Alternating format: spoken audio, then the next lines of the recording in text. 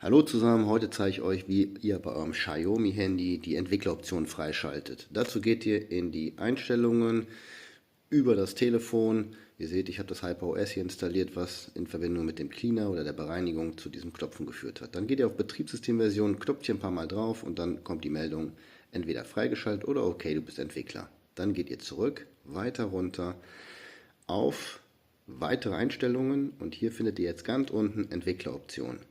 Hier geht ihr drauf, relativ weit nach unten zu dem Punkt Apps und hier findet ihr Hintergrundprozesslimit, ist bei mir auf Standard wieder mittlerweile. Falls ihr das Knopf noch haben solltet, stellt es hier auf keine Hintergrundprozesse und das war's auch schon.